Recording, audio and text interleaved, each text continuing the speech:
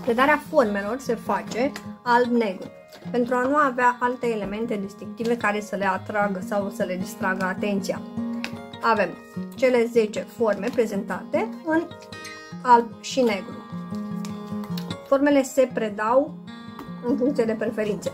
Ele sunt cele 10 forme, dar pentru început, la copii, se pot preda 1, 2, 3, se introduc pe parcurs celelalte forme. Jocul este foarte variat și oferă toată această gamă, pentru că la final copilul să cunoască toate formele geometrice prezentate în acest joc. Fiecare formă geometrică este prezentată în 8 cu dublura de culoare în 9 cartonașe diferite. Avem dublură de culoare pentru fiecare cartonaș, pentru a putea face potrivire după formă și culoare, a fi ușor. Avem roșu, galben și albastru, culorile principale, pentru a putea face sortare după culoare dintre cele 10 forme geometrice. Avem culoarea gri folosită ca și umbră. Avem culoarea neagră care se folosește în predarea formelor, conturul după formă care se folosește în predare la început alb-negru, dar apoi putem alege oricare nuanță să găsească conturul. Avem și cartonașul cu dublu pentru a-l face după cu carioca sau cu plastelină. În acest fel, copilul memorează în momentul în care face forma, memorează mult mai bine. După ce s-au prezentat formele pe culoarea neagră, avem potrivirea după contur. Avem oval, cerc. Acest exercițiu dezvoltă atenția, coordonarea, memoria și îl ajută pe copil să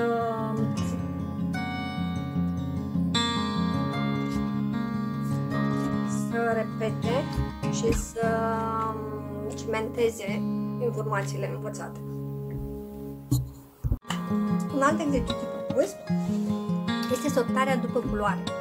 Eu am ales doar 2 elemente pentru a fi mai ușor, dar în funcție de vârstă sau de achizițiile copilului se pot face cu 2, 3, 4, 5 culori câte avem disponibile în pachet. Și avem sortarea după culoare. Galben, roșu, roșu, roșu, roșu, galben, galben, roșu, roșu. Da, ele sunt, nu uitați că sunt toate cele 10 forme geometrice care au aceleași nuanțe. Acum învățăm doar culoarea. Dacă copilul este mai mare și este avansat, putem spune romb galben, dreptunghi roșu. Putem repeta atât forma cât și culoarea până când el învață elemente. Dacă suntem pe predare doar culori, nu folosim niciodată și denumirea formei. Puzzle-uri din 2 piese la cele 10 forme geometrice sau găsește jumătate. Exercițiul se poate face în mai multe moduri. Se pot amesteca și se găsească ei. Se pot pune fie de la început jumătăți, stânga sau dreapta. Putem repeta și stânga sau dreapta și le împărțim cartonașe. Le dăm cartonașe, găsește jumătatea. Avem pătrat, oval, stea. Fiecare formă geometrică toate formele geometrice sunt în aceeași nuanță. Pentru a nu fi distrași de culoare, noi vrem ca ei să învețe forma. Este repetiție este continuarea de la învățarea alb-negru. Și avem cele 10 forme geometrice. Avem hexagon, dreptunghi, inimă, cerc, trapez, romb, pătrat, triunghi, oval și stea.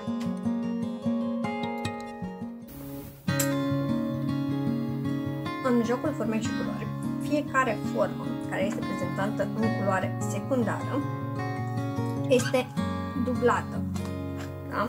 Pentru a putea realiza potrivire după formă și după culoare. Este o potrivire ușoară, atât timp cât copilul are baza și doar trebuie să potrivească ori după formă, ori după culoare, cum este, dar el între timp poate repeta și forma și culoare. Obligatoriu, în momentul în care se predau formele și culori, trebuie să spună hexagon, crem, dreptunghi, maro. Dacă cuvintele sau formele alese sunt complicate de pronunțat sau de învățat, putem alege doar cele simple, pe care copilul se întâlnește. Inimă, stea, cerc, pătrat, triunghi. Învățarea formelor și culorilor nu trebuie să fie toată odată, da?